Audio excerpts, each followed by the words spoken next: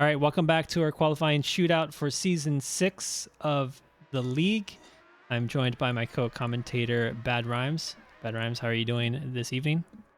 Doing great. Round 1 was a lot of fun to watch. Some really good performances, but looking forward to what we have in store with this group. We have a lot of fast names here ready to race. Yeah, definitely. We were talking about how Dutra had set some incredibly fast times over the weekend, and we are looking forward to seeing Willie, the most likely contender to be competitive against Dutra. So it will be really, really great to see the times that Willie puts down in relation to Dutra.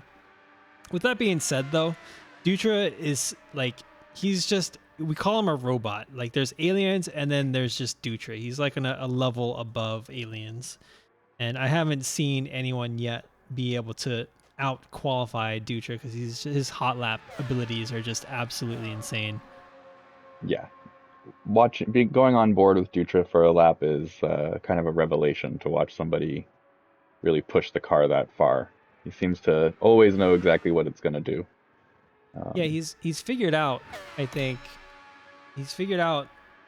something with like the motion controls of the controller and being able to finally control like the steering inputs really aggressively in addition to precisely.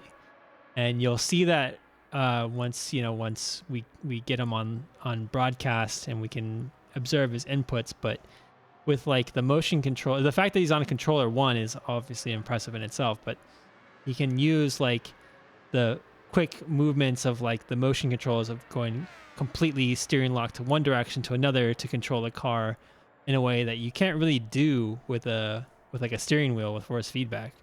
And I think he's kind of made it work to his advantage. So it's really, really interesting. Hmm. Yeah, I haven't really heard of anyone else racing quite like that, and he definitely uses it to his advantage. The other crazy person in our server is, I don't know if you race with him, KG. He still Hmm. uses the D-pad. Like he uses What? the D-pad to race, yeah. And he's really good, and it's like absolutely nuts. Like it's absolutely ridiculous. Yeah, teacher That's teacher said KG is crazy. Yeah.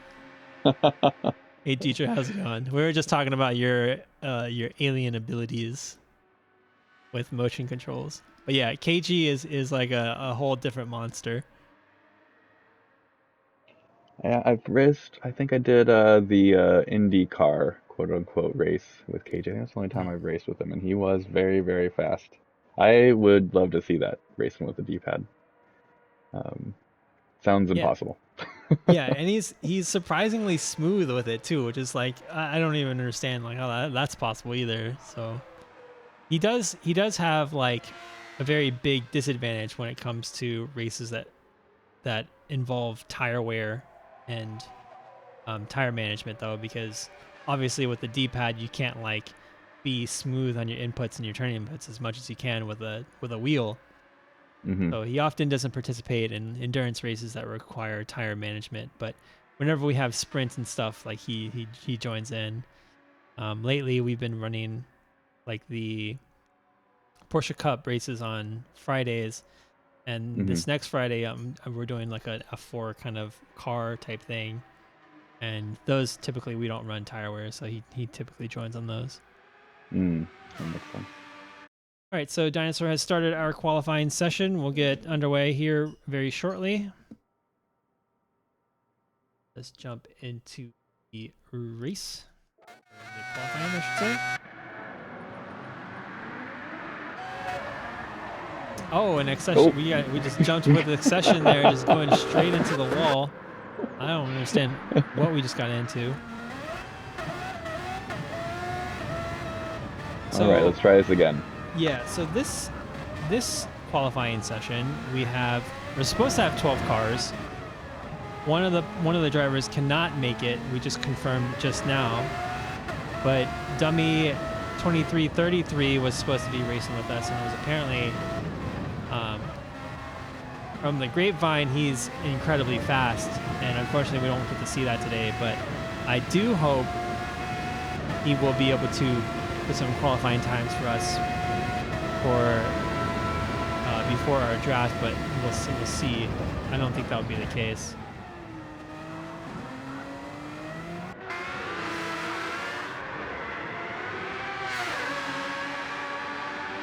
So in our first session, ads definitely was at the top for a lot of for the first two rounds, and then DJax took first and the third. So it'll be interesting to see how the times are in this group. Um, and the names I recognize here from the last season of the league, we got a lot of the quick guys in this session. Willie, Anthony Palazzo, DS Love, Accession. It's going to be interesting to see how those guys all stack up. I'm always pulling for Lamb King. He's a good guy. I did the academy with him, got to know him a little bit there, so I'm always got his back whenever I see him race. So hoping to see him put in some good times. So fun fact, Lamb King was the first LRC member ever. Oh wow, Yeah. that's awesome. Yeah, Well, so when I first started LRC, It was just like Wednesday academy sessions, and we would Mhm. basically run drills on racecraft, like wheel racing stuff. We didn't even have the Discord at that time. And it was just a PSN group. And the first session, I like posted something on Reddit, and I was like, "Hey, is anyone interested in running like a practice, like a collaborative practice session?" And he was like one of the first people to respond, and then one of the first people to join the voice chat. And so that was really a really fun, like magical moment that I'll never forget. It's just talking to Lamb King as like the first person to join LRC. That is hilarious because he is hilarious, and that had to be that had to be a real magical conversation to meet him for the first time. Yeah.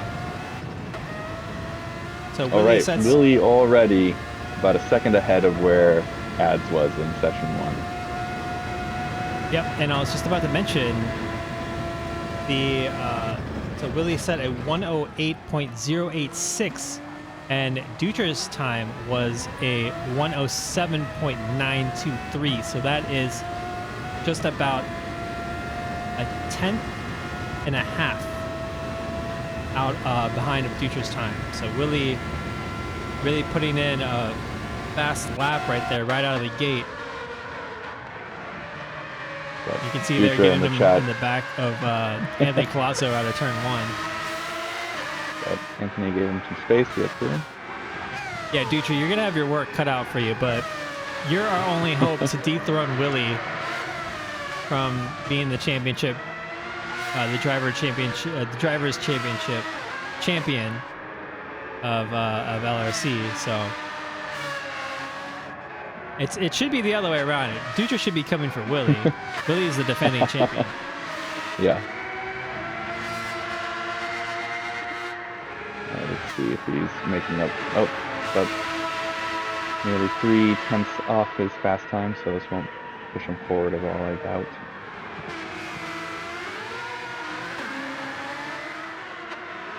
Already quite a gap between Willie and the rest of the field, but we're just a few minutes in, so I'm sure time will come down in the next couple of minutes.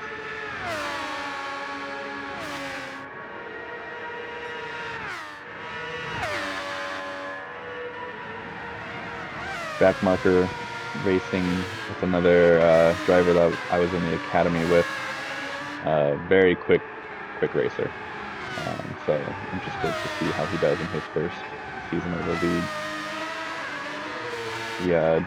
A few of us did guest spots in the last season of the league, and he did a really great job on Nürburgring.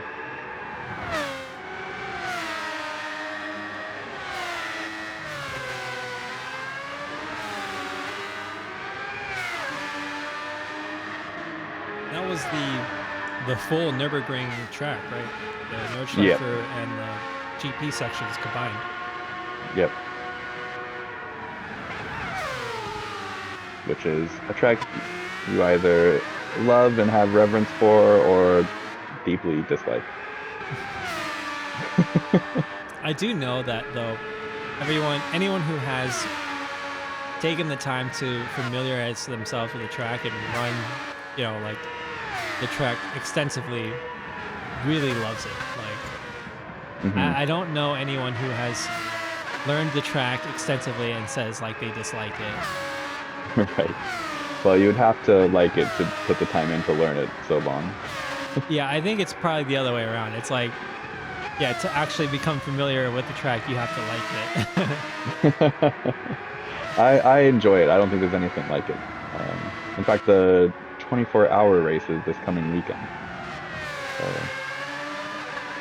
put that on your calendar if you're into that sort of thing.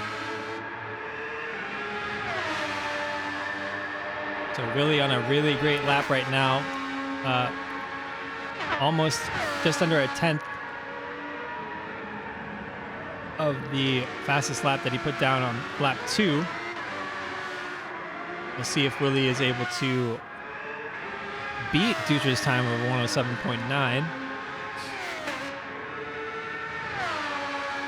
I think Willie's chances of securing that time will get closer and closer. Oh. Just misses out, but does improve. So as Willie's fuel gets lower and lower, the amount of time he'll be able to shave off his best time will be closer and closer to Dutra's. One of the things about Gran Turismo, when you watch F1 qualifying, it's a lot of push, cool down, push, cool down. Here, though, you can see Willie, you just keep pushing. So this lap could even be it. See where he's at when he crosses the time. Understeered quite a bit coming out of turn 10. Lost a little bit of time there, but we'll see if he can make it up.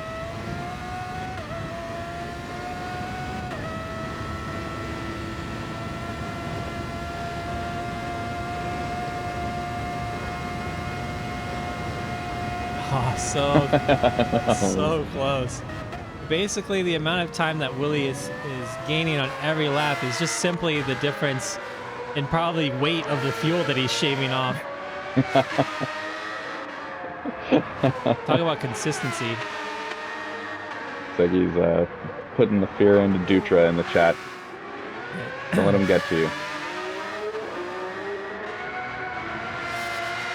So Ryder has been with us for quite a while, a couple seasons. I think this is probably Ryder's like 4th or 5th season with us at LRC.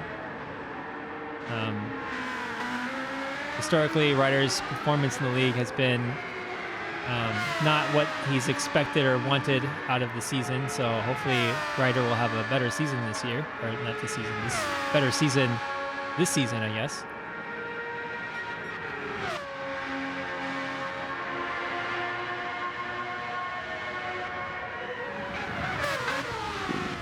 See if Accession can push up into 2nd.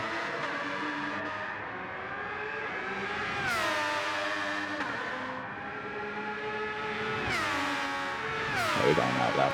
We'll see where he's at in a minute's time. Yeah, we can catch up with Accession in a few minutes, or maybe a minute and a couple seconds. Anthony Colazzo, currently on a hot lap, coming out of turn 14 onto the front straight. Looking to jump into the top 3. Only 12 thousandths of a second behind Accession. So super close. And he does. He jumps up into that 3rd.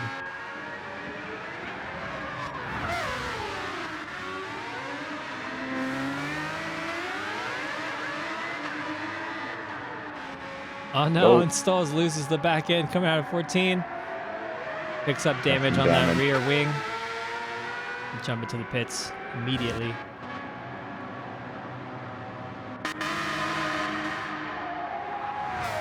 So back marker with some technical issues earlier to get into the lobby. You can see that maybe his connection is a little weak. You can see the car kind of stuttering all over the place due to the net code that's happening.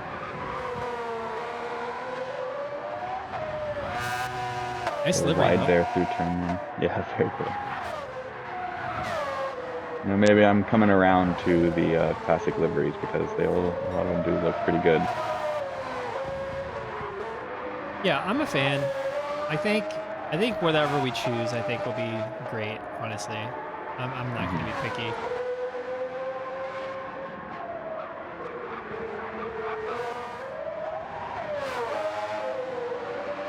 Let's see. Back marker is making up any time as he comes across. Nope, about a half a second down on his lap right now. So he'll want to push again. Coming into the last few minutes of qualifying here, so we'll see if anybody has anything left in the tank to push up. If Willie can push a little bit further ahead.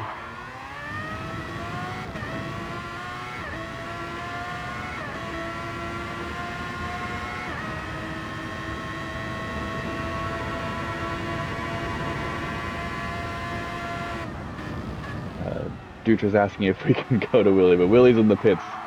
So I think that he is done for this session, maybe. Or maybe he's getting fresh tires to do one more push.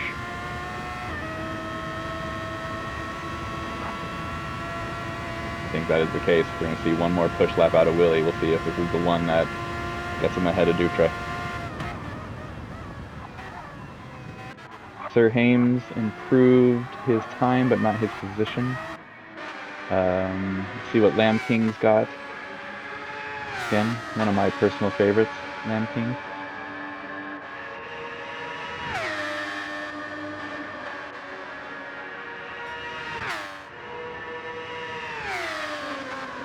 Not enough to push him out of 10th. We'll see him probably get 1-2 more laps in before we're out of time.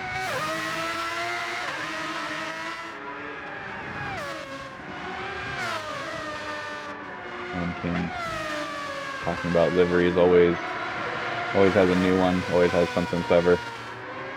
Even today, I think he's got his Spitfire livery.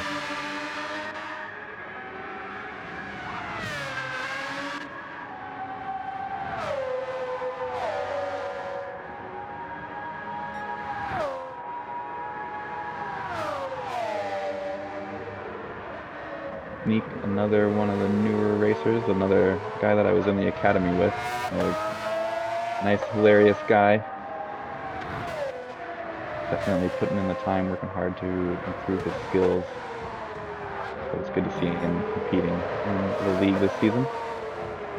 I like the Mercedes McLaren livery they got. This one, even though it's kind of a little bit later in the era, didn't quite happen in the early 90s, but I have a lot of fond memories of watching that car specifically in Formula 1. But Happy Hippo is a long-time LRC driver. I think he's been with us since the beginning, but kind of selectively chooses events and hasn't been quite available for the league. But I really hope to see Happy Hippo join us full-time for a season. It'd be great.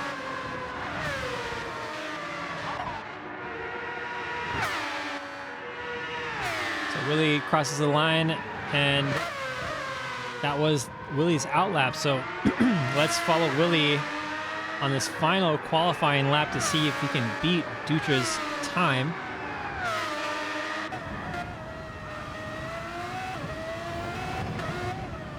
Oh, he's up 0.04 of a second, which would be enough.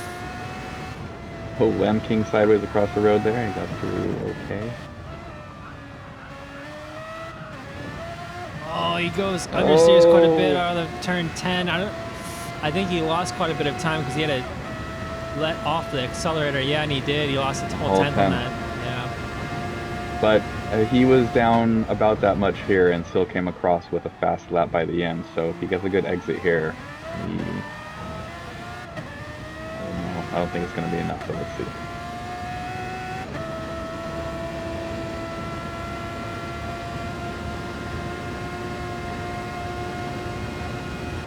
He does it. It's 0.3 off the pace. That was a valiant effort by Willie to dethrone Dutra. And that's the further difference. Down, riders.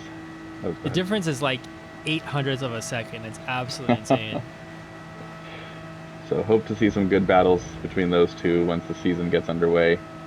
Looks like Ryder managed to close down the gap to Willie by about 0.3 of a second. People were about 0.6 behind him for most of qualifying, but I think Ryder's time is the best we've seen outside of Willie and Dutra. So Ryder being only 0.3 away from the top time is really good. That's pretty quick.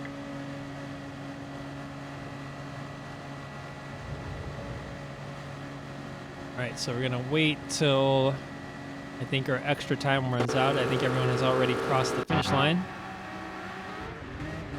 Accession will take 4th. Sorry, Anthony Colazzo is in 3rd. Accession is 4th. Souls take 5th. Backmarker Racing with a 6th place. It's pretty good. Stoles being a contender for the Drivers' Championship a couple seasons back, and to see Backmarker Racing already up, close to these top times, the top 5 is pretty good. Sir Hames, our D2 champion a couple seasons ago, taking 7th, looks like. D-Slove in 8th. Happy Hippo in 9th. And King sitting in 10th place. And we got Sneak in 11th.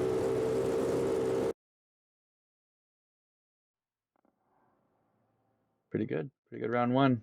A lot of speed up towards the front. Yeah, you can see within, the top 10, or the top 4 is all within a second of each other. I should have saved the times of the first group to see So how they all fit. Stoles is where Ads slips in. I believe Ads time in the first one was a 1:09.1. Okay. So yeah, this group got some heavy hitters in it. So we're going to see basically the top 4 here of potentially the league results in this group, aside from Dutra. So we're essentially looking at several team leaders right here. Yeah. Yeah, and historically, Stoles has been a team captain. Ryder has been one. Anthony Colazzo. Willie, obviously. Let's see here.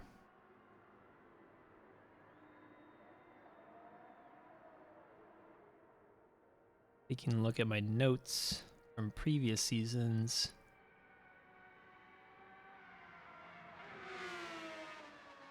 Yeah, there's just a couple drivers that aren't with us from previous ones. Like Toasty would typically participate, although he hasn't participated in the last season, but he was in the season before.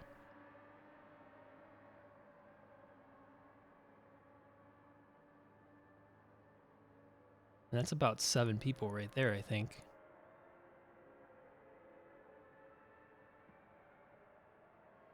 So what's really cool though is what I've noticed from how teams perform is, so whenever we start the league, we'll create sort of secret threads in our Discord for each team that they can collaborate. And I'll insert myself, because I create them, I'll be a part of them and I'll just be a fly on the wall. But what's really Mm-hmm. cool is that the teams that are the most successful are the ones that collaborate the most. And obviously that just kind of makes sense just saying that out loud, but Mm-hmm. the seeing them, like share times, telemetry, or tunes, and really be involved, the more involved their team captains are, typically the more successful the team is. That makes sense. You would expect, I think, those kind of results, people working together, learning from each other. I was going to actually ask, how much collaboration do you see through the teams? Do they often do practice sessions together? Do they, get a lot of track time together between each week to work on lines and strategy? Yeah, the best teams, or the teams that perform the best, will do practice sessions together multiple times a week, I would say. Mm-hmm. And then individually, some of them will do like we'll work on a tune, share the tune, and then we'll kind of asynchronously work on the tune, or tweak it depending on which driver likes driving a specific style or whatnot. So it's really interesting to see how some of these teams work together, and how the ones that collaborate less kind of struggle sometimes in their races, or they struggle to formulate a strategy or struggle with a tune. And it's just simply Mm-hmm. because they don't collaborate as much as the ones that do. Mm-hmm. That makes sense. You get the investment from people. You get kind of the camaraderie of the group coming together. You don't want to let them down. So it makes a lot of Yeah. sense. So everybody listening in, think about that as your teams get formed if you're racing this season. Try to keep in touch, practice with your guys, Yeah, so and Super Saiyan Frodo, saying that he loved the Viper season because everyone was in the same car. So the car was the GR4 Viper for both Division 1 and 2. mm-hmm, And that was nice because the team captain, when they would invest time into their own tune and settings and suspension tweaks and whatnot, they could simply just share it with their D2 drivers. Whereas, like, the last season and this season, they're going to be different cars. And so a a team captain would have to specifically work on the D2 cartoon separately, just out of their own time. And the captains that would do that, obviously, the ones that had more time to invest in the league would obviously have better team results. But it's a time Mm-hmm. commitment. If you don't have enough time to do that and you only have time to work on your own car, then it's just unfortunate. But Mm-hmm. as a team captain, it's kind of in your best interest to spend as much as time possible helping out your D2 drivers. Mm-hmm. Was there just on that season where you were racing the same cars, were there any differences between them, or was it all just based on how fast people were putting them into the D1 or D2 Yeah, it was split? just there's no difference between the cars. So it was just both were at full power. BOP was on. I think the only thing they could change was suspension settings. I don't even think they could change aero or Mm. transmission related stuff. Mm-hmm. And frankly, I think that was the season with the best racing that we've had for the history of LRC. Like we had races Interesting. where it came down to the wire and the results, yeah, like first and second finish within like less than a tenth sometimes. Like it was Wow. absolutely insane. I think one of the races was at Mount Panorama, and we had a finish that was basically like a photo finish. It was awesome. Pretty cool. And that car too, the Hopefully. the Viper GR4 is just simply a great car for wheel to wheel racing. Like Mm-hmm. it's under BOP, its power is drastically reduced. So like you need to rely on a lot of the momentum of the car out of corners, and you just simply just get a lot of wheel to wheel racing, like a lot of side by Mm-hmm. side.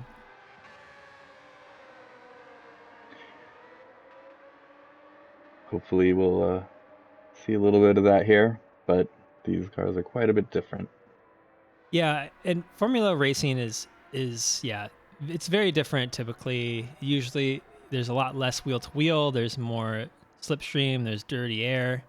And so the Mm-hmm. side by side racing is less frequent, but sometimes that can make it more exciting when there is wheel to wheel racing because the stakes are Mm-hmm. much higher, right? The speed's higher, Mm-hmm. the turns are faster, and the effort to get past someone is so much more that it's sometimes requires the attacking driver to take more risks. So Mm-hmm. hopefully it'll be just as exciting as the seasons that we had with the slower cars. I'm I'm racing a league right now that's doing Mazda Demios, which quite slow. Setting up a pass often takes 3 to 4 laps. A lot of side by side racing, tight little groups forming, a lot of door rubbing, and it's pretty hilarious. The intensity that you get at those very low speeds when you're really stuck around a group of people. So that makes sense with those Vipers.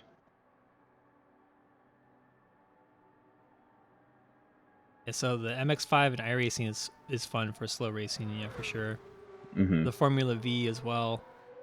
Mm-hmm. Um, so if you guys are interested, if you guys like slow racing, Friday we're doing we call it the Wonka F4 spec. It's the Red Bull Junior, but it's detuned to 160 horsepower to emulate an F4 car. And the racing that we get with that spec is just like the Viper, but it's a Formula car instead, and it's absolutely a blast. It's an absolute blast. So if you guys are interested, definitely check out Friday. I think it's posted in the events channel.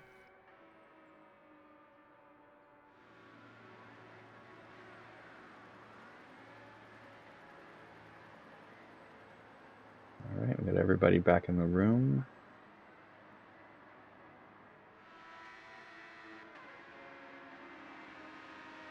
The Super Saiyan Frodo is who is that? Is that Taco Colazo?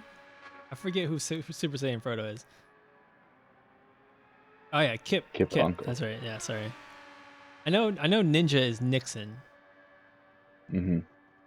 I have many names.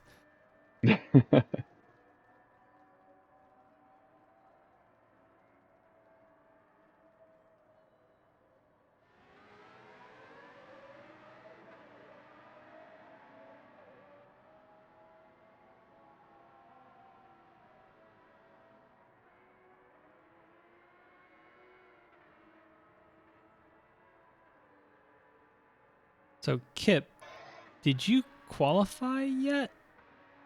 Or did you? Oh yeah, you qualified on Saturday. It seems. Okay. Hmm. At least that's what it says on the. Yeah. All right. So how did Well, your don't. Saturday qualifying session go? I guess you were you were in the same session as Dutra, so it probably felt very disheartening.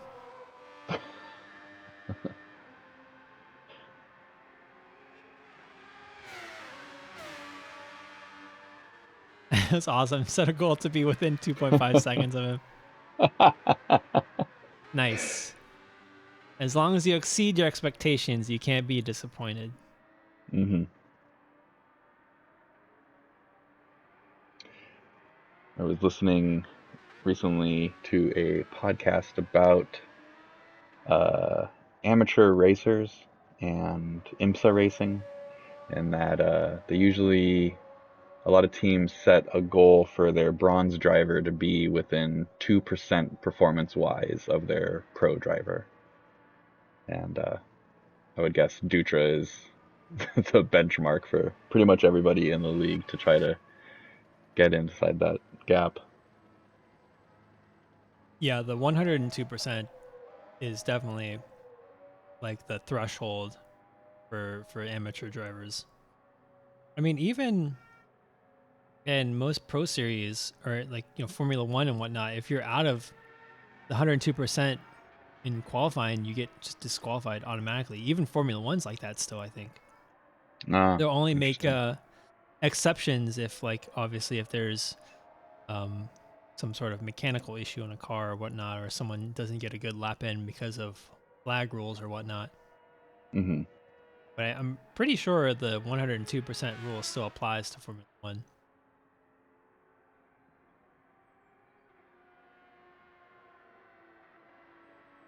If you are an amateur, I mean, it's funny those designations. If you're an amateur driver but you're performing at that level, that you're that close to a pro, you know, it's like, really the only line between you and them is that you're paying to be there.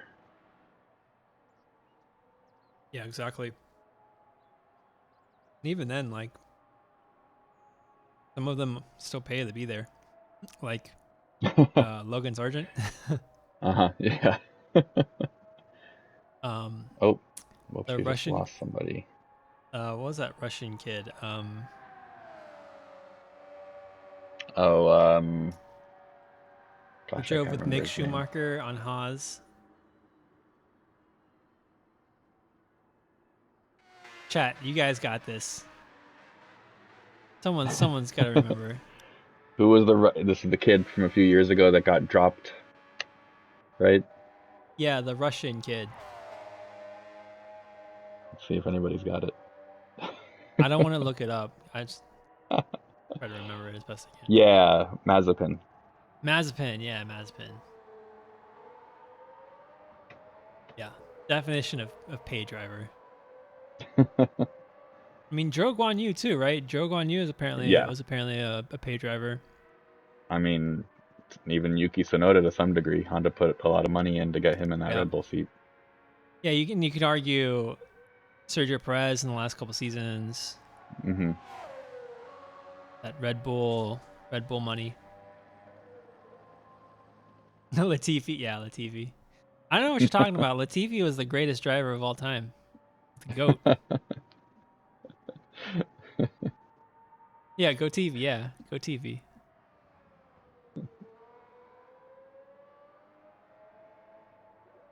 We should start doing the LRC movie nights again. So I don't know if you were here for this, Bad Rhymes, but we did like a couple of like movie nights where we would stream like a YouTube movie or a film Hmm.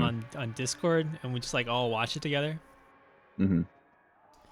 One of the ones that we Uh, did was like the history of like the GTR, and then the other was like the history of Nissan's performance in Super GT over the course of the 90s, whenever it was like the hmm. golden age of Super GT.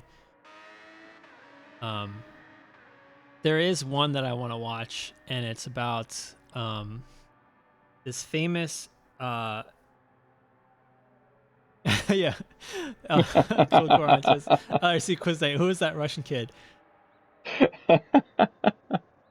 Um, there is a couple of movies or like kind of YouTube series documentary kind of things that I wanna watch recently that I'm kind of like I want to watch, but I also kind of want to save it for a movie night, so I haven't watched them yet. But Yeah, that's fun. one of them is like a really successful female um rally driver. I forget what her name is, but she was like really successful in the WRC, Hmm. and that's one of the ones I've been wanting to watch for quite a while. Yeah, the Squid is the one YouTube channel that I really like watching videos of. The Squid is the one who did like the GTR videos, and he does a lot of um like import kind of like racing branded stuff. Hmm. Michelle Mouton, yeah, that's her name, the rally driver.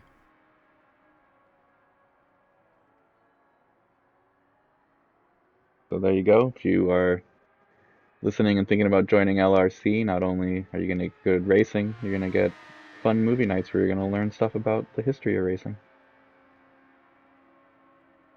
All right, All right, so finally getting underway yeah, for we've resolved second our round. technical issues. Now we're gonna get going. We're a little bit of in podcast mode there.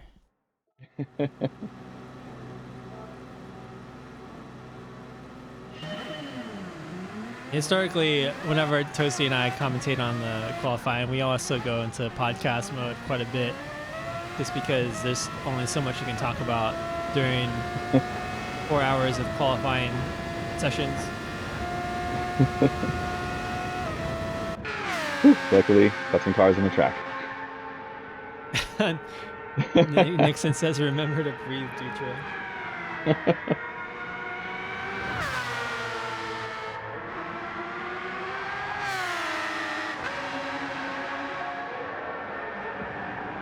Anthony Palazzo jumped right out there, get out ahead of everybody, make sure he has plenty of clean air.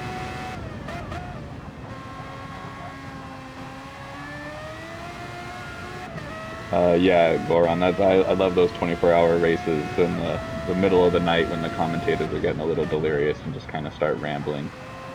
I think that's some pretty golden commentary.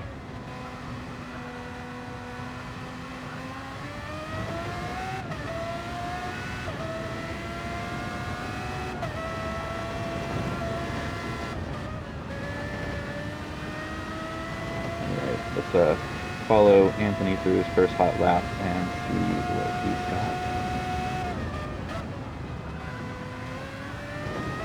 Nice and smooth through turn one, out onto the curves.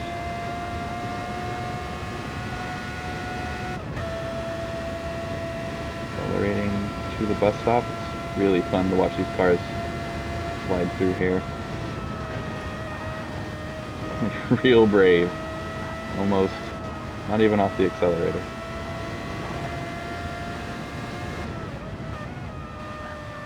First real braking in a while.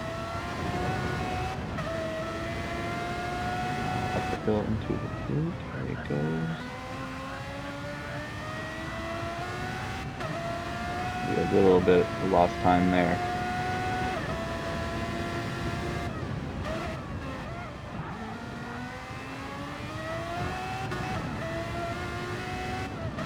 Exit out of this last hairpin. Smooth again. Got our first time. Let's see what he's got.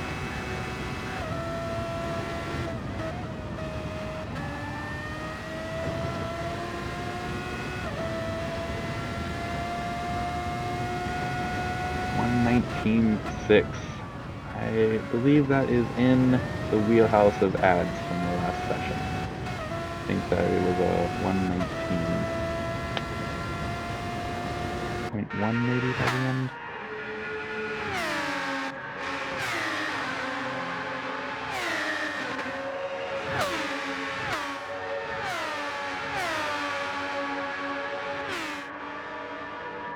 Have a lot of people kind of bunched up.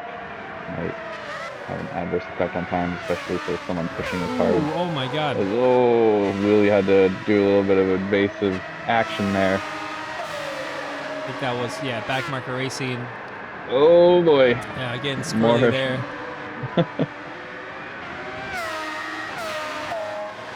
Almost colliding with Sir Hames. I think maybe they made a little bit of contact coming out of the outer loop there.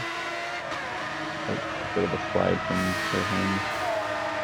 Yeah, maybe that's just problems with, he's jumping all over the place. This might be his connection issues from earlier for back marker. So really close to Ryder. We'll have to deal with the dirty air from Ryder's car in the qualifying session. I wonder if Willie is just simply trying to, I don't know. I don't know what his strategy is right now. Maybe potentially gain enough time down the straight in the slipstream of Ryder to potentially offset a lap time that's faster than Anthony Collazo. I don't know. We'll see. He might even just go for the overtake here.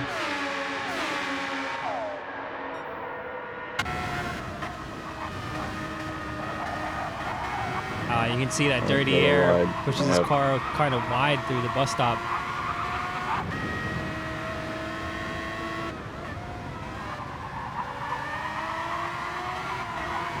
Seems like it might be a good lap for Ryder.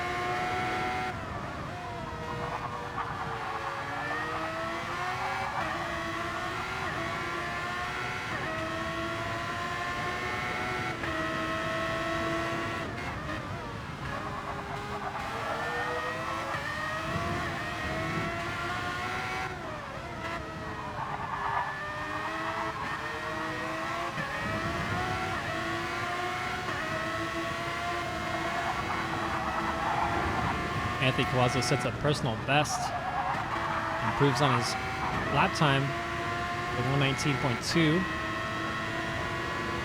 Really jumps up into third with Ryder in second.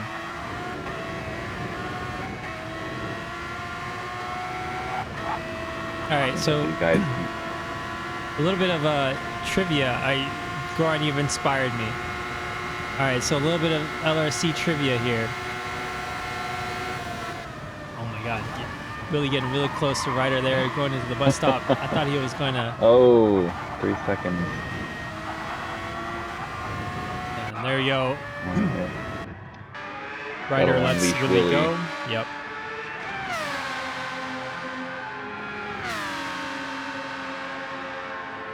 Thought you had some trivia. Yeah, here's a trivia question for chat. In season 2 of the league, what team ended up in third in the team standings?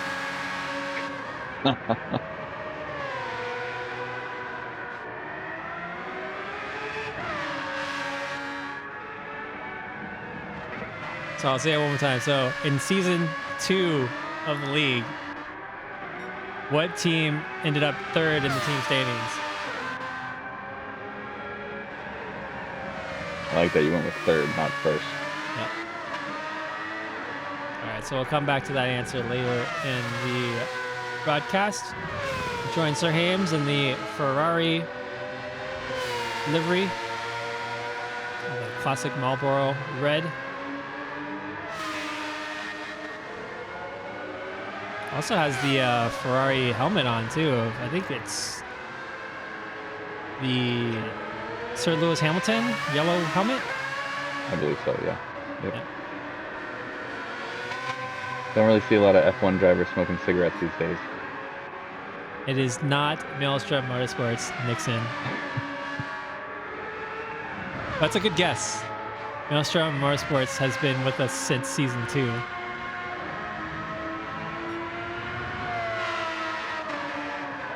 Sir Hames fast enough to get up to 6th. The back marker in 4th. Willie's gotten up to 2nd now, but hasn't overtaken Anthony Collazo.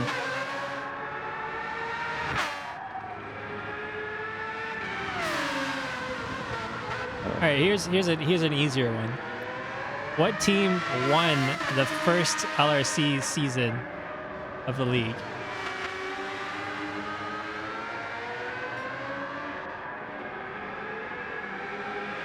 I have a question for you. Was the, you guys are able to get a full 28 racers these days for a league.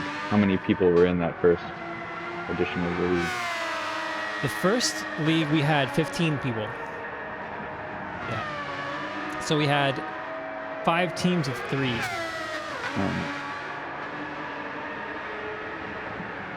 And so it was all one car? It was, it was GR4 cars, and they could choose different manufacturers. Fine. So Goran Bahamut was running in season 1. That is correct.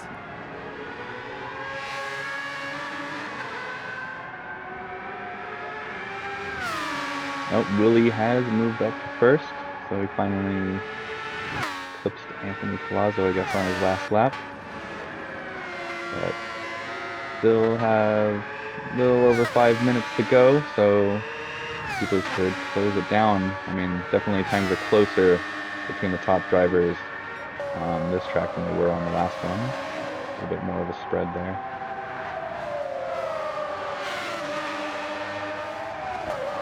Gas marker glitching his way past Sneak. Trying to set a faster time. Might be jumping around on the screen, but he is going quick on his PlayStation.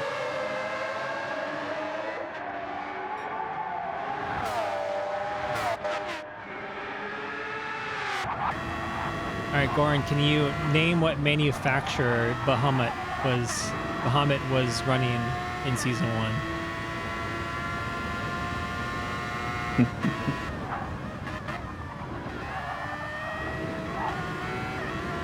Right, so Stoll's on his first hot lap after a pit stop, running minimal fuel. Maybe it wasn't a pit stop. Maybe it was just track limits. I think it was a pit stop. The time suggests it was a pit stop. Oh, look at that. A little under Pretty a tenth, tidy. but improving.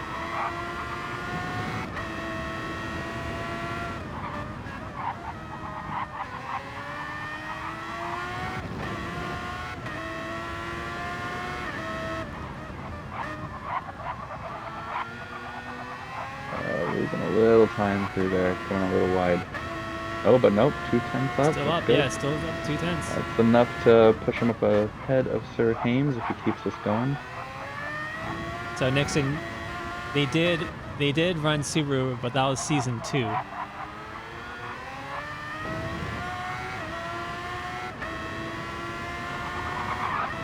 Blue 10's getting another 10th there in sector 3.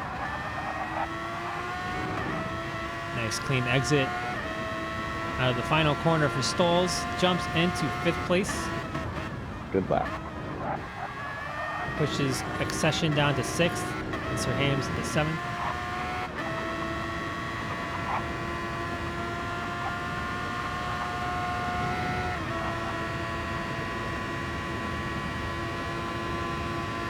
The backmarker racing up into 4th place right now. Really good performance. Yep. The net code made me think that he was going to not brake for that corner. That's crazy. Yeah. It is. He clearly is driving much more smoothly than it looks right now.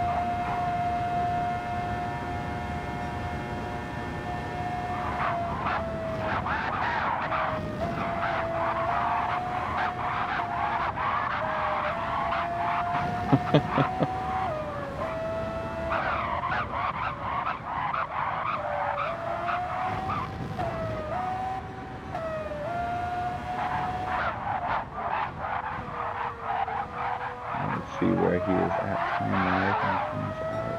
Oh, just barely shy of his time. So see if he makes anything up in the last sector here. Not much between him and Stolz, who looks like he is in the pit to get one more flying lap ready to go. So we'll see what Stoles can do on his last time around.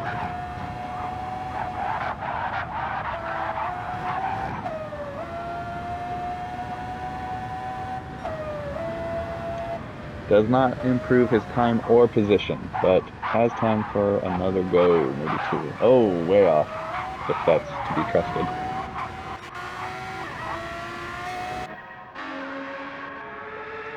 All right, here's Willie improving on his time a little bit.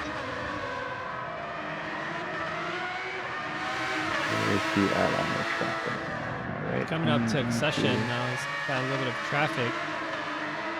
Hopefully that won't impede him too much. He's already lost quite a bit of time there, yeah. Yep. But really kind of struggling a little bit to find a clean lap relative to Not much. Dutra's fastest time.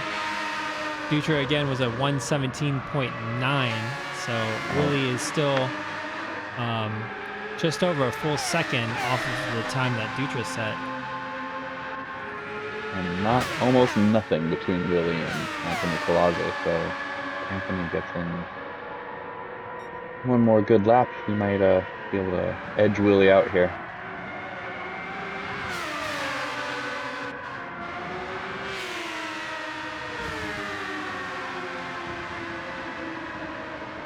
Yeah, if I was Willie, I'd he doesn't have enough time. That's it. All right, let's see if Willie's time holds out. So 119.1, that's about in line with ads from the previous session. So there you go, ads. You're competing with Willie.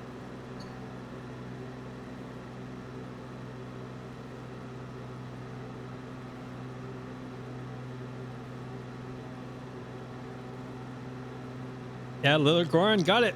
It's Lambo.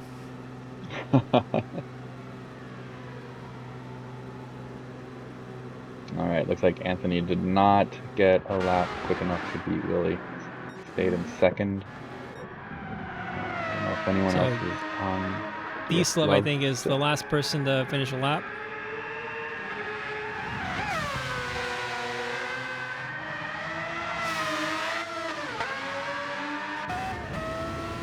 So come up to the heel. Very late braking zone there. Keeps it nice and tidy on the exit. Going around the last three corners. That's the off-camber uphill that gets pretty squirrely on exit. It's easy to lose the back end there.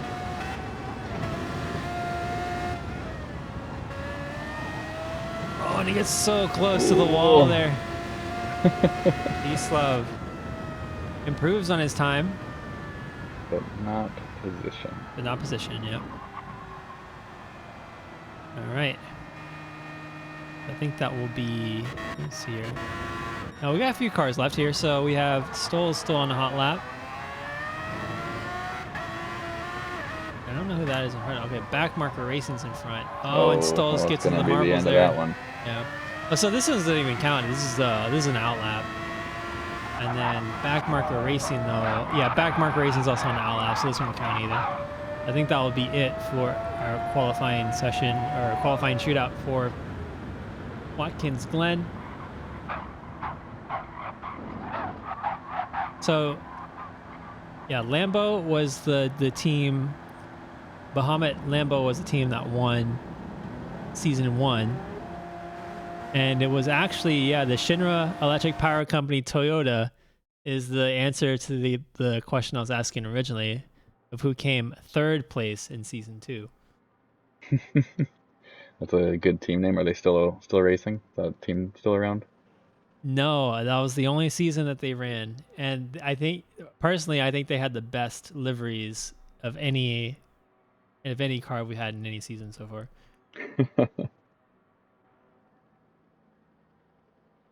Okay, so that was the shootout for the second shootout for today's group or this afternoon's group. I think I just missed the results, so the lobby got reset, unfortunately. But Willie and Taco Colazo were very close at the very top.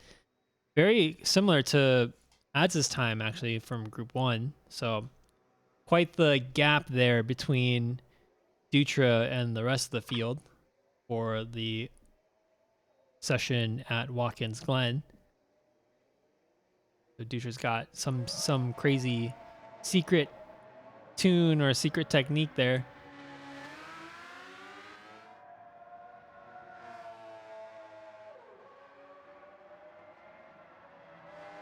Like I think I saw that Willie dropped out, so hopefully he can get back in.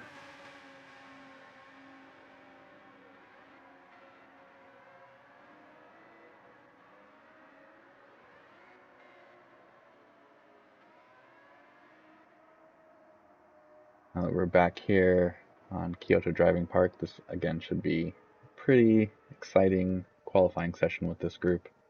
Should probably see some very fast laps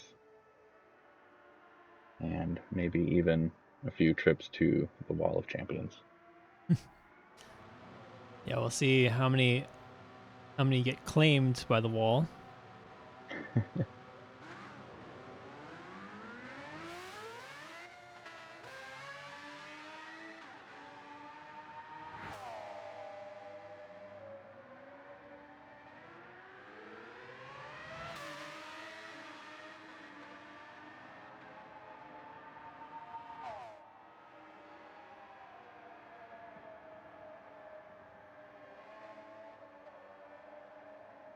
All right, while we're waiting, let's do some more trivia.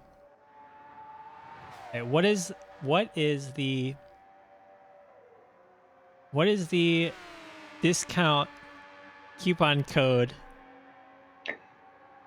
or from what food chain is the discount coupon code curse drivers into crashing into a wall after they set it on stream?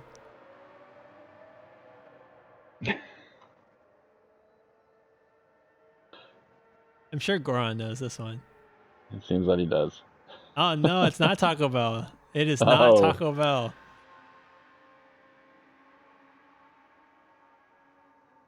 There's an infamous 0% off discount coupon code that you could use at this chain to get 0% off your meal, and claiming that on stream in a race will cause you to immediately crash your car.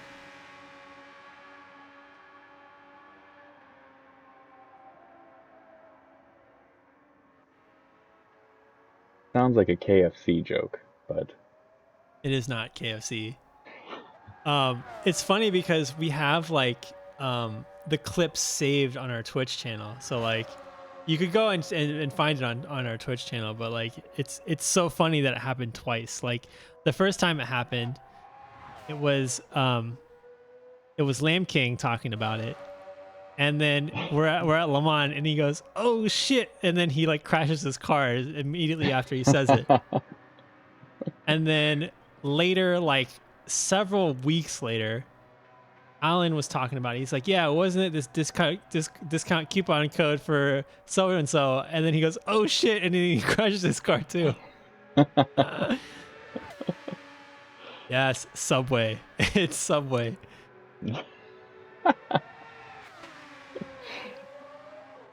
all right. Yeah. So just so you know, if you say that Subway has a 0% off discount coupon code for LRC, or LRC discount coupon code for Subway, be very wary of saying that on stream. Or in a race, I should say.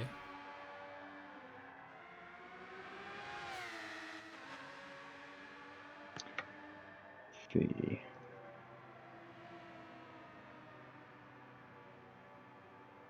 Looks like Willie has disappeared.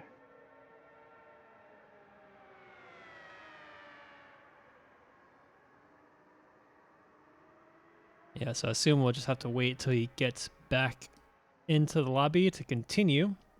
Mm-hmm. Unless Dinosaur could potentially set up a situation with him. Yeah, the Taco Bell Baja Blast was a post race ritual. If Team Bahamut won.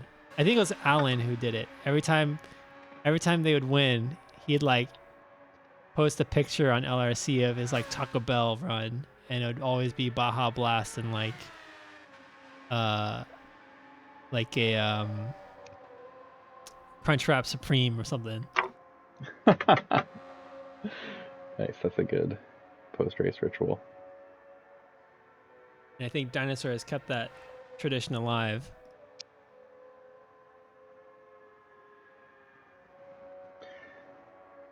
Well, while we're waiting on the subject of teams, that Adrian Newey book, he talks about while Nigel Mansell was racing with Williams, he would falsify his car settings so that his teammate uh, would set his car up wrong, so that Nigel would be sure to outperform him in the racing, which is That's wild. quite a bit different than the ethos of LRC, and something I don't think you would really see today in today's F1. I don't think the teams would stand for that kind of behavior, but back then, I think a smirk and a good attitude got you pretty far in getting away with things in F1. To be honest though, that feels like what's happening at Red Bull.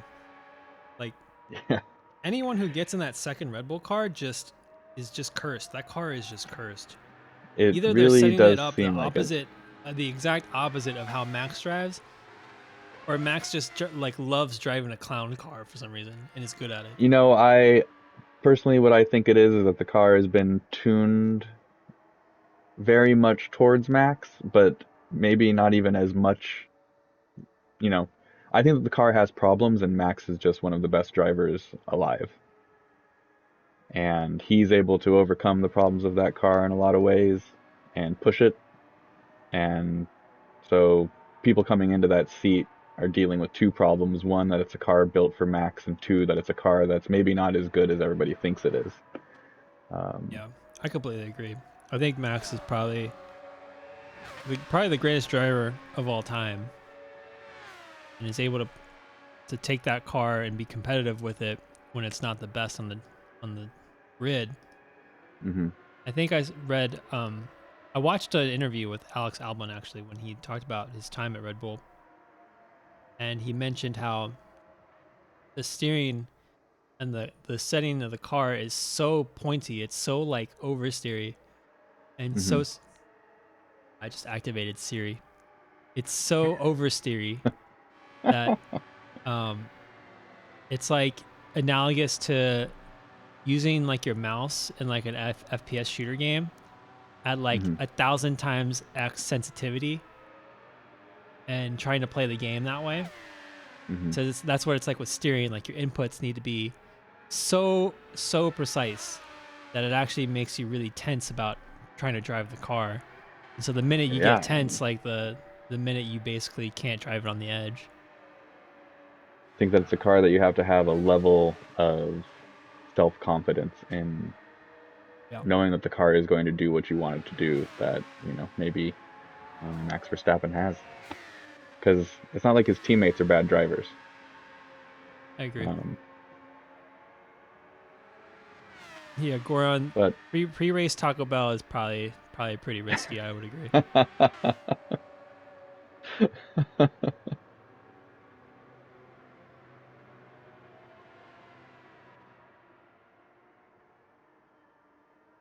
all right, we got Willie back in the room, getting ready for the last round of qualifying.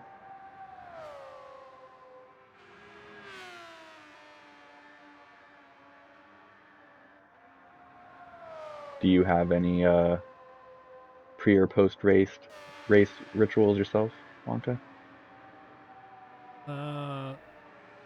Let's see here. Not really, to be honest.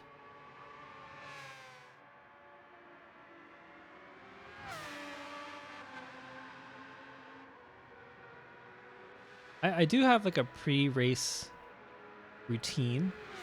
Hmm. Like if I'm waiting before the race to start, I'll do like 3 breathing exercises. Hmm. and that will like get me in the zone, get me ready to race, and I do that I before like it. every race. I like it. All right, so finally we got the last qualifying shootout session rolling. This will be the final qualifying shootout session of of the the overall qualifying shootout. So let's join the drivers on the track.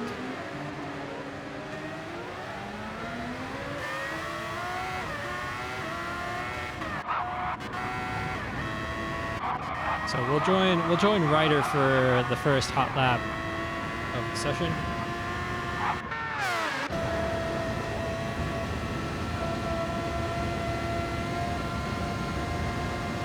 Ryder and everyone else actually taking their out lap pretty aggressively right away.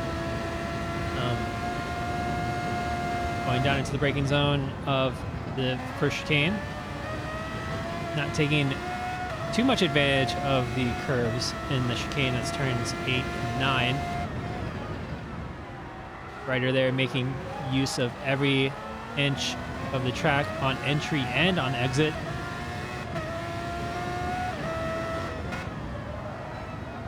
Oh, and he understeers quite a bit and loses the car. Yep.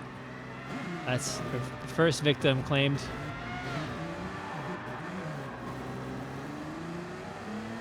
No damage, but go around again.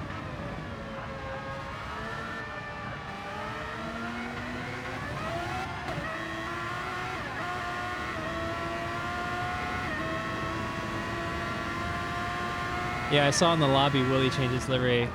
We'll join up with him in a little bit and see where he's at after this lap from Ryder. So Ryder now has a little bit of dirty air from Accession through the S's of Sector 1 down into that fast left-hander, turn 6. A nice late apex there with plenty of room on the exit. Ryder there nearly getting 2 wheels on the curb on the entry to the chicane. Makes quite a bit of a distance between him and Accession. His braking there will be affected by... lap, unfortunately. Yeah. But...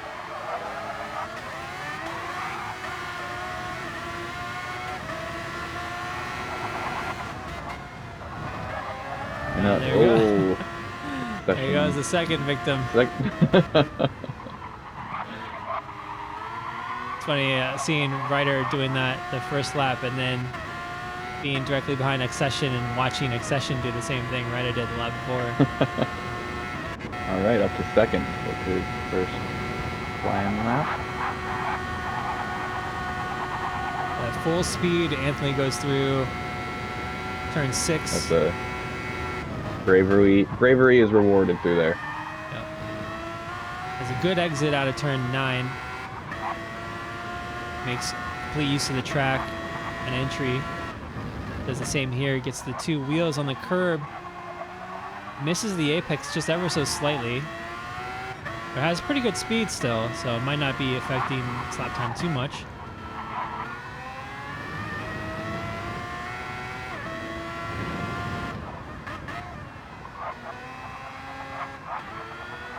Willie with a 1:10.2.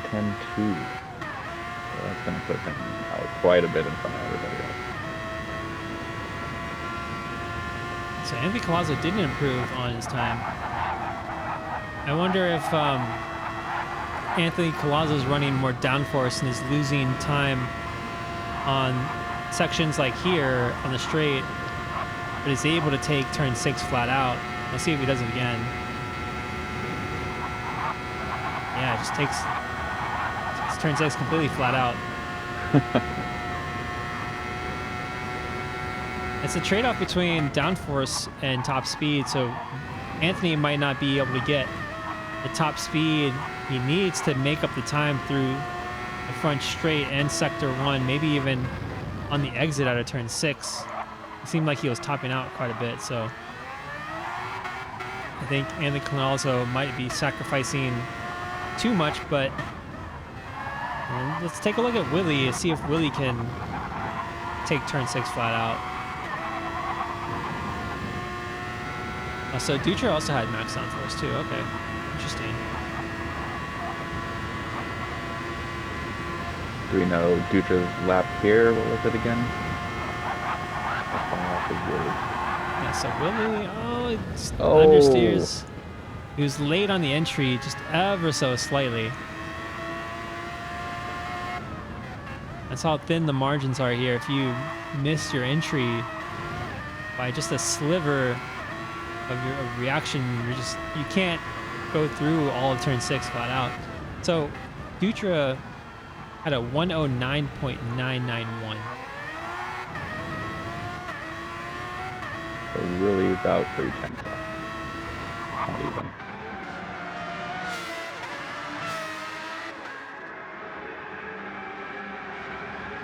We could move that up.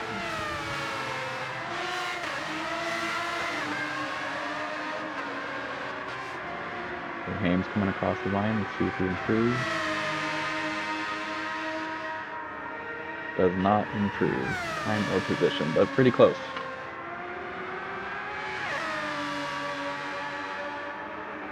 Winding up for another lap. Pushing on through the S's.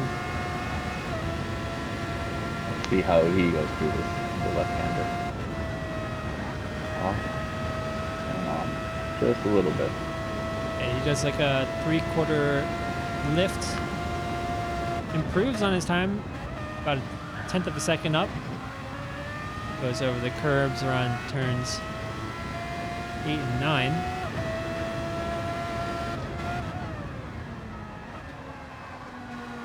Nice and smooth through turn 12 there. Gained a little bit more time. Yeah, he got nice and wide there on the entry to turn 13 and 14. Got a good exit out of 14 there with the late apex. But misses the apex here. But we'll see if he improves. He can jump up maybe to 3rd. Will he make it? He improves, but still a 10th under Ryder's best time. Back marker in 5th again. He's been performing pretty well all session, staying up in that top group.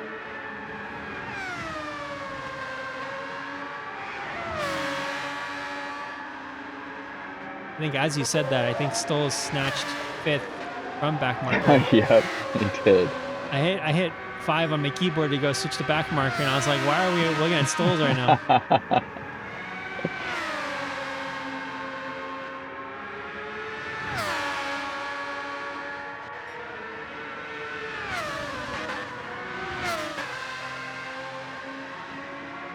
Stoll's improving a bit, but not enough to close the gap to Sir Hames. So that drop coming down into the chicane, that's turns 8 and 9. If you go fast enough and your car doesn't have enough downforce, I don't know if you can do it with this car, because this car just inherently has a lot more downforce. You can actually your car can actually lift off. Like your car can go airborne. I've seen it happen with 1 or 2 cars that were like prototypes or like VGTs that can do it. It's really funny. That drop is, it may not look like that steep, but it's actually very, very steep, and it's it's like a very quick drop off. You'd think with the aerodynamics, a little bit off into the grass. You'd think with the aerodynamics of the F1 cars, they'd be perfect for that, but I guess for the pressing the opposite way. So it's there getting 2 wheels on the curb.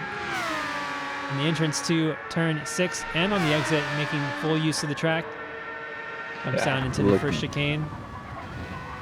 Keeps it neat and tidy.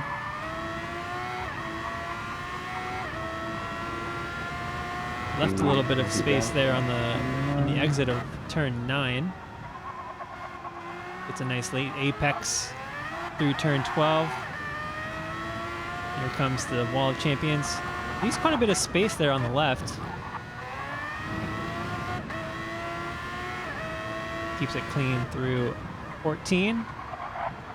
See D-Slove there. Just hanging out at the apex of the last turn. We saw someone, I think it was Luke Fubar from the first group today, do something similar, I think, to what Eastlove just did there. Towards the end of the session. Stroll's just staying on it.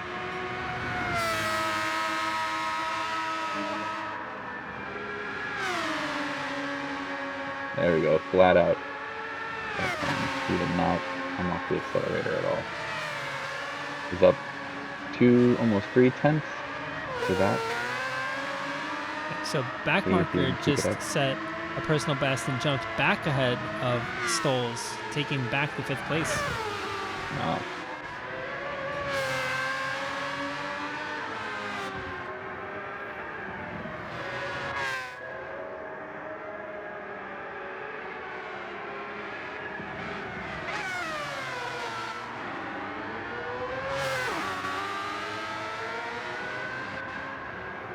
So Happy Hippo's on an out lap. Let's see here, D-Slove currently sitting in 9th place. Only half a second between Happy Hippo behind and ahead of Lamb King, half a second as well. The D-Slove also on an out lap. Lamb King on an out lap as well. A lot of people winding up for the last couple of laps. A little under 4 minutes left in the session. That'll look at that. Be interested to see if Willie can get those last 3/10 to close the gap to Dutra. Take the fastest lap overall. Sneak improving a little bit. Let's see how he heads through here. Wow, even Sneak flat out. Yeah, with plenty of room left there on the exit. So that was quite impressive.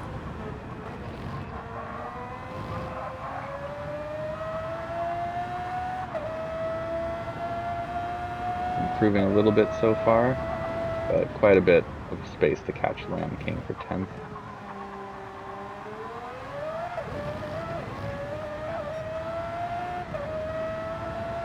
Still picking up a little bit here and there throughout the lap. Nice and easy through the chicane.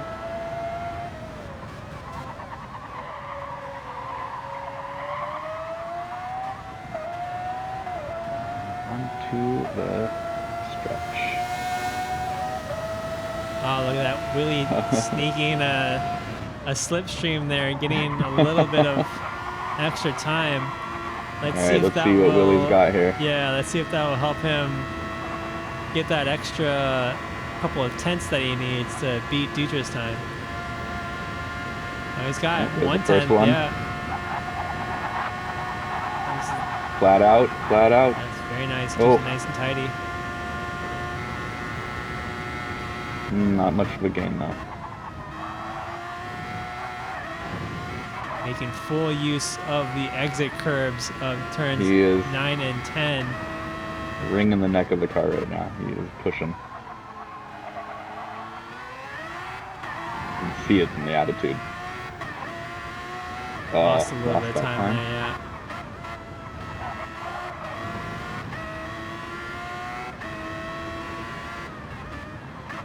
So depending on how you set up your car, you can actually cut turn 14 quite a bit, and that can drastically improve your times. And the only downside obviously is that it's risky and it can unsettle the car going through there.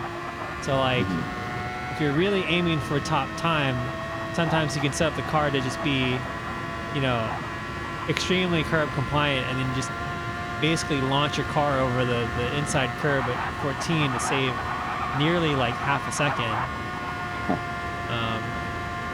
But again, it's one of those things where, is it really worth to try to do that when you can only get it 1 out of 5, maybe even 10 times? Right. And you're not going to be realistically trying to do that in a race, so it's not something that is recommended, but it's an interesting thing nonetheless. Maybe save it for your last lap, just as a... Oh, no. That was accession into the wall there.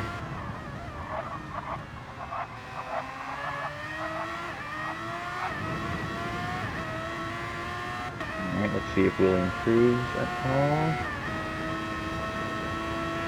No. All right, this is going to be his last lap. See if he pushes on or calls it a day. Outside of that, in this actual session, he's quite a bit ahead of Anthony Colazo by nearly a second. He's out ahead of the rest of the field. So Willie pretty dominant on this last round of qualifying. And he's a tenth back on his time, so I don't know if we're going to see an improvement here. Dutra, you can, Oh, no, you and can he's breathe. off. Yeah. It's all over, Dutra. You survived.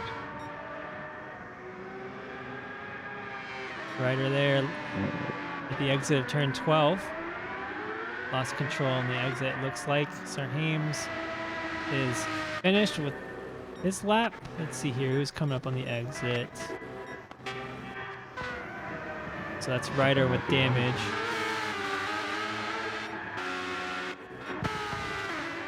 Stoll's coming through for his lap, final lap of qualifying. Oh, he improves, but doesn't take 5th place from Backmarker Racing. They're 17 thousandths of a second apart.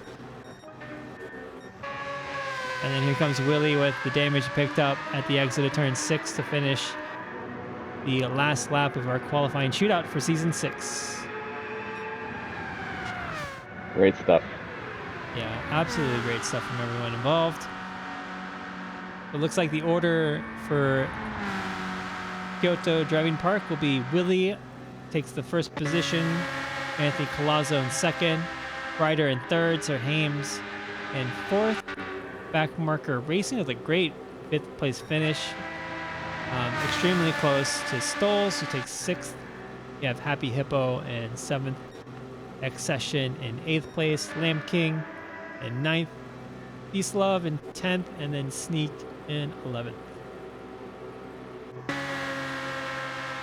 All right.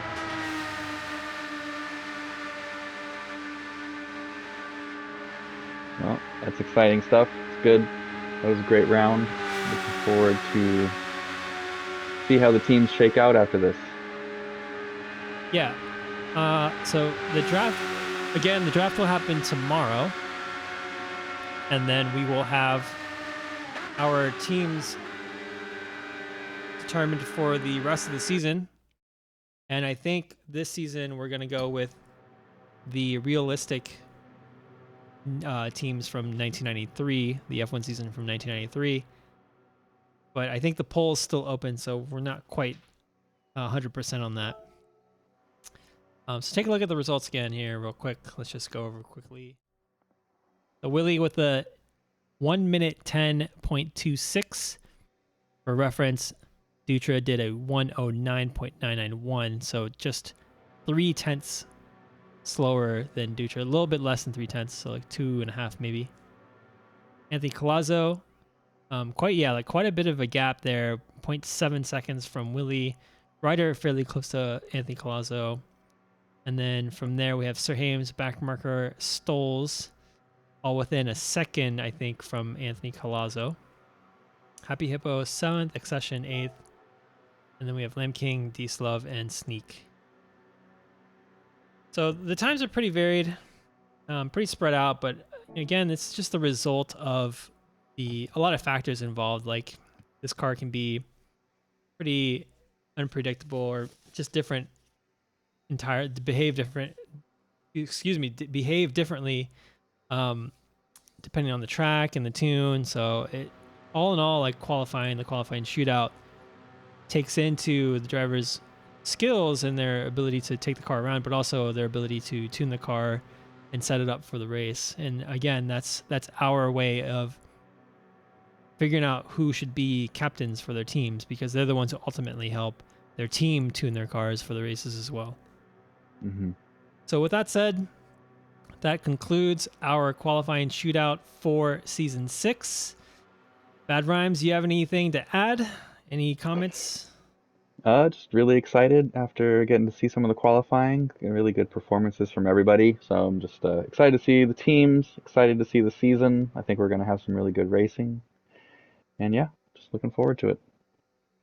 All right. And with that said, again, we will be back next week for the preseason race. We'll be streaming that but it won't count towards the actual season results.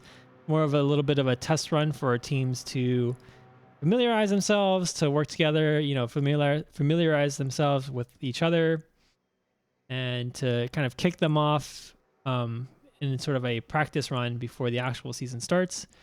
And then the following week, we will be starting with a first race at Interlagos.